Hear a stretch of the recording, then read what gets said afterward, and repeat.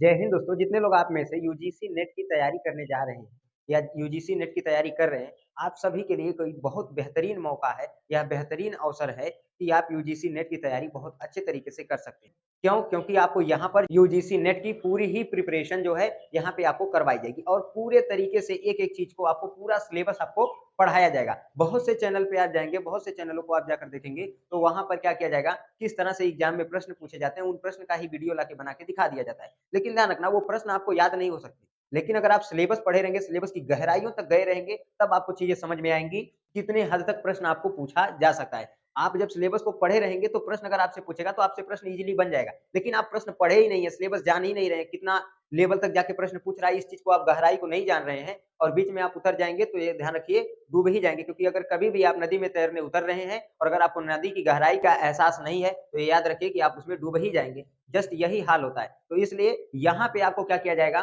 पूरे तरीके से एक-एक चीज़ की बेहतरीन तरीके से आपको आपकी तैयारी करवाया जाएगा और एक-एक चीज़ को बहुत ही अच्छे तरीके से यहाँ पे आपको हम बताएँगे, ठीक? सबसे पहले हम लोग जान लेते हैं कि इस नेट एग्ज़ाम का मतलब क्या है, ठीक? तो ये ध्यान रखना नेट एग्ज़ाम का मतलब है नेशनल एलिजिबिलिटी टेस्ट अर्थात राष्ट्रीय योग्यता परीक्षा। अर्थात क्या है? राष्ट्रीय योग्यता परीक्षा। अब राष्ट्रीय योग्यता परीक्षा का मतलब क्या है कि ध्यान रखना ये जो नेट का एग्ज़ाम है, इस नेट का एग्ज़ाम देने के बाद इस जब आप नेट का एग्ज़ाम क्वालीफाई कर लेते हैं, तो आप उस योग्य हो जाते हैं कि आप किसी भी डिग्री कॉलेज में प्रोफ़ेसर के पद पर आप कार्य कर सकें क्योंकि आपकी योग्यता उतनी हो जाती है कि आप किसी भी विद्यालय में, किसी भी सरकारी विद्यालय में या प्राइवेट विद्यालय में आप प्रोफ़ेसर के पद पर कार्य कर सकते हैं। आपके अंदर इतनी योग्यता आ जाती है। इसलिए क्या करवाया जाता है, नेट का एग्ज़ाम करवाया जाता है, ठीक? नेट का एग्ज़ाम ध्यान रखना जो नेट का एग्ज़ाम होता है, यह इसका 2 पेपर होता है। नेट के एग्ज़ाम का कितना पेपर होता है ध्यान रखना 2 पेपर होता है। पहला जो पेपर होता है आपका बेसिक सिलेबस से होता है जिसमें आपका ध्यान रखना कई विषयों से प्रश्न पूछ सकता है, जिसमें आपका हिंदी हो सकता है, मैथ हो सकती है, ठीक? विज्ञान भी हो सकता है। इसमें आपके ध्यान रखना कई सब्जेक्ट हो सकते हैं, ठीक? तो इस तरह से आपको एक-एक चीज़ का प्रिपरेशन करना है। ये ध्यान रखना इसमें 50 प्रश्न आते हैं और यह 100 नंबर का पेपर होता है, ठीक? अगर आप इस पेपर में फेल हो जाते हैं फिर भी कोई दिक्कत नहीं है। आपके पास जो सेकंड पेपर है, सेकंड पेपर का ऑप्शन है, ठीक? इस सेकंड पेपर में आपको बेहतरीन प्रदर्शन करना है। अगर इस पेपर फर्स्ट पेपर में आपका अच्छा नंबर नहीं आता है, तब भी कोई दिक्कत नहीं। सेकंड पेपर में आपको बेहतरीन प्रदर्शन करना है। सेकंड पेपर आपके सिलेबस का होता है या 100 इसमें 100 क्वेश्चन पूछे जाते हैं और ध्यान रखना ये प्रश्न 200 नंबर का होता है। इसमें 100 प्रश्न पूछे जाते हैं और यह पेपर 200 नंबर का होता है। तो इस पेपर को जितने अच्छे से हो सके, उतने अच्छे से आपको क्या करना है, तैयार करना है। क्यों? क्योंकि आप जिस विषय से इस एग्ज़ाम को फॉर्म भरे रहेंगे, जिस विषय से आप एग्ज़ाम फॉर्म को क्या किए रहेंगे, फिल किए रहेंगे, इसमें उसी ही विषय का प्रश्न रहेगा।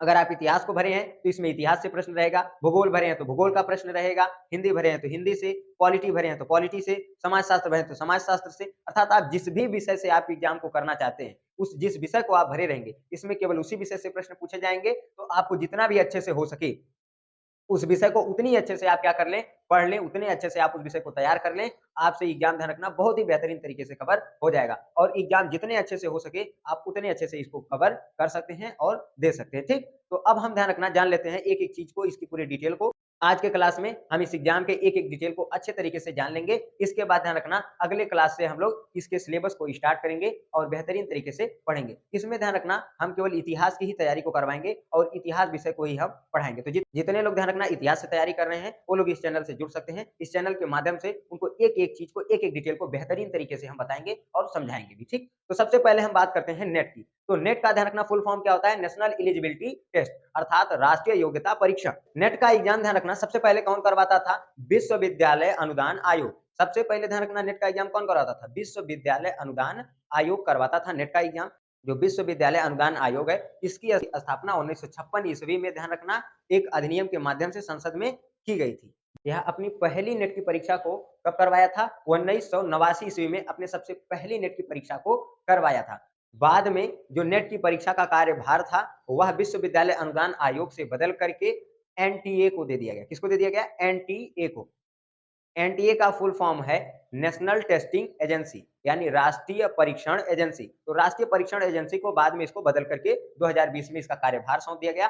अब ध्यान रखना नेट की परीक्षा का जो कार्य है वो कौन करवाता है? राष्ट्रीय परीक्षण एजेंसी ही नेट की परीक्षा का क्या करवाती है? कार्य करवाती है और यही नेट की परीक्षा को इस समय करवाती है। नेट की परीक्षा में ध्यान रखना जितने भी स्टूडेंट ध्यान रखना सामान्य वर्ग के हैं, अगर उनका 40% अंक वो ला पा रहे हैं तो उन्हें ध्यान रखना नेट की परीक्षा में क्वालिफाइड माना जाएगा। कम से कम कितना आना चाहिए? 40%। वहीं अगर अन्य वर्ग के लोग हैं, तो उनको नेट की परीक्षा में कम से कम क्या लाना है 35% अंक लाना है। अगर उनका न्यूनतम 35% अंक आ गया, तो वो नेट की परीक्षा में क्या माने जाएँगे? क्वालीफाई माने जाएँगे और एलिजिबिलिटी उनकी पूरी हो जाएगी। लेकिन वहीं ध्यान रखना नेट की परीक्षा में अगर आपका अधिक अंक आ गया, ज़्यादा नंबर आ गया, ठीक है? जैसे अगर सामान्य वर्ग के लोग हैं उनका 60% आ गया या जो अन्य वर्ग के लोग हैं, अगर इनका 50% के आस-पास अंक आ गया, तो इनको जेआरएफ मिल गया है। इनको क्या मिल जाएगा? जेआरएफ। जेआरएफ का मतलब होता है junior research fellowship. Junior research fellowship. इस जूनियर रिसर्च फेलोशिप को मिलने के बाद क्या हो जाता है कि आप नेट में तो एलिजिबल हो ही जाते हैं। ऊपर से आपको जूनियर रिसर्च फेलोशिप भी मिलने लगती है। यानी कि शोध कार्य करने के लिए आपको स्कॉलरशिप भी मिलने लगती है, जिसमें कुछ पैसा विद्यालय देता है, कुछ राज्य सरकार देती है और कुछ केंद्र सरकार देती है। यह तीनों लोग मिल कर के आपको पैसा देते हैं जो लगभग 40-50 हज़ार के आस-पास आपकी सैलरी हो जाती है। तो मिनिमम ध्यान रखना आपको इतनी स्कॉलरशिप मिलती है कि जितना एक टीचर की जो है सैलरी होती है उतनी आपको क्या मिलने लगती है? स्कॉलरशिप मिलने लगती है। यह स्कॉलरशिप आपको 5 सालों के लिए मिलती है। इसके बाद उन्हें क्या मिल जाता है? पीएचडी मिल जाती है। जब उनका ध्यान रखना शोध कार्य पूर्ण हो जाता है और अपने परीक्षा में वो क्या हो जाते हैं? सफल हो जाते हैं, तो इसके बाद उन्हें क्या मिल जा दिया दिया जाता है? पीएचडी की डिग्री दे दिया जाता है। पीएचडी ध्यान रखना एक भारत की बहुत बड़ी डिग्री है जिसकी पीएचडी कंप्लीट हो जाती है, उसके नाम के आगे डॉक्टर लगा दिया जाता है। डॉक्टर का मतलब ध्यान रखना वो डॉक्टर नहीं जो ऑपरेशन करते हैं या दवा देते हैं, ठीक? यहाँ पे डॉक्टर का मतलब क्या है? उनके एक डिग्री का नाम है जिसके बाद उन्हें क्या लगा दिया जाता है? उनके नाम के आगे डॉक्टर लगा दिया जाता है, ठीक? तो ध्यान रखना जितनी भी चीज़ें हैं ये नेट के लिए यही सारी चीज़ें एलिजिबल हैं। नेट का जो बेसिक चीज़ था, जो नेट का बेसिक सिलेबस था कि नेट का फुल फॉर्म क्या है, जेआरएफ क्या है, जेआरएफ का फुल फॉर्म क्या है, जेआरएफ से क्या चीज़ें होती हैं, इन चीज़ों को आपको बता दिए। ध्यान रखना जो नेट का एग्ज़ाम जो सबसे पहले करवाता था, उसके बारे में आपको बता दिए, इसकी स्थापना कब हुई थी उसको बता दिए, ठीक? इसकी स्थापना कैसे की गई थी, कहाँ पे की गई थी, इसको आपको समझा दिए। ठीक? इसके बाद ध्यान रखना, इसको बदल करके बाद में किसको दे दिया गया, इसको भी आपको बता दिए कि नेट का सबसे पहले एग्ज़ाम कौन करवाता था, विश्वविद्यालय अनुदान आयोग करवाता था। बाद में इसको ध्यान रखना बदल करके किसको दे दिया गया, बाद में इसे बदल करके एनटीए को दे दिया गया यानी नेशनल टेस्टिंग एजेंसी को दे दिया गया। ये सारी चीज़ें बेसिक हैं और इम्पोर्टेंट हैं। इनको जितना अच्छे से हो सके आप तैयार कर लीजिएगा, इनके बारे में जान लीजिएगा, क्योंकि जिस एग्ज़ाम के बारे में आप तैयारी करने जा रहे हैं, उस एग्ज़ाम के बेसिक चीज़ों को आपको जानना ज़रूरी है। अगर आपसे कोई पूछ ही दिया कि जो है नेट की तैयारी करें, बताइए नेट का फुल फॉर्म क्या है? आपको पता ही नहीं रहेगा तो क्या बताएँगे आप? आप कह देंगे जेआरएफ जेआरएफ का फुल फॉर्म दिया तो आप क्या बताएँगे? या कोई आपसे पूछ ही दिया कि नेट का एग्ज़ाम कौन करवाता है, तब आप क्या बताएँगे? भई होता है ना कि जैसे कि हर चीज़ की तैयारी होती है, जैसे कि मान लो आप जिस भी विद्यालय में पढ़ते हो, तो आपका विद्यालय किसी न किसी यूनिवर्सिटी से क्या होगा? कनेक्ट होगा यानी जुड़ा हुआ होगा और आपके विद्यालय पे जब भी एग्ज़ाम होता है, तो उस विद्यालय का जो एग्ज़ाम है, वो यूनिवर्सिटी तय करती है।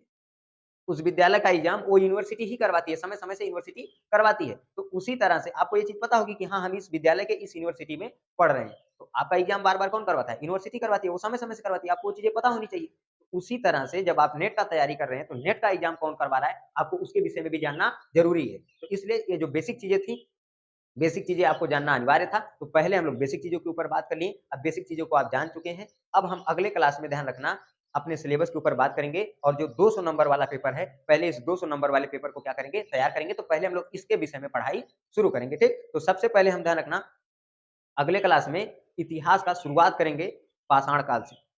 इतिहास की शुरुआत अगले क्लास में हम सबसे पहले कहाँ से करेंगे? पाषाण काल से, जहाँ से पृथ्वी की ध्यान रखना उत्पत्ति हुई है और इस पे मानव की उत्पत्ति का आरंभ किस तरह से हुआ, यहाँ से हम लोग इतिहास को क्या करेंगे? आरंभ करेंगे, ठीक? तो मिलेंगे नेक्स्ट वीडियो में, तब तक के लिए जय हिंद।